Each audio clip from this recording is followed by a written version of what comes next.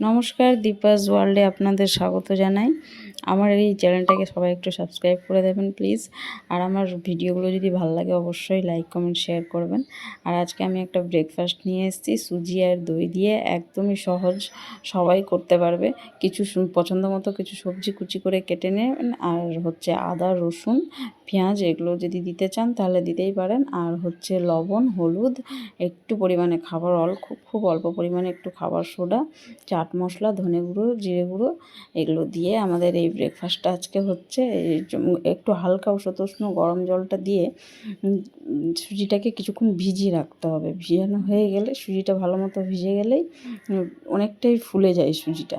তারপর হচ্ছে এই সবজি মশলা সব কিছু দিয়ে ভালো করে ফেটিয়ে নেব সুজিটাকে।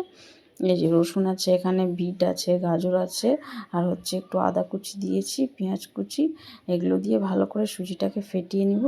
ফেটানো হয়ে গেলে এই যে ফেটানো হয়ে গেলে শেষের দিকে অল্প একটু তেল দিয়েছি, আমি তেলটা দিয়েও ভালো করে ফেটিয়ে নিচ্ছি, মিশিয়ে নিচ্ছি। যেটা মেশানো হয়ে গেলেই আমার ডোটা হচ্ছে, আমার ওই ব্যাটারটা হচ্ছে রেডি হয়ে যাবে। তারপরে এই যে তাওয়াতে আমি হালকা একটু তেল নিয়েছি, তেল দিয়ে এইভাবে একটা একটা করে আপনি এই চিলার মতো করে নিতে পারেন। এটা খেতে কিন্তু সত্যি খুব টেস্টি হয়। আর আপনি সসের সাথেও খেতে পারেন, কোনো চাটনি যদি খেতে চান তাহলে চাটনি আচারের সাথেও খুব ভালো যায়।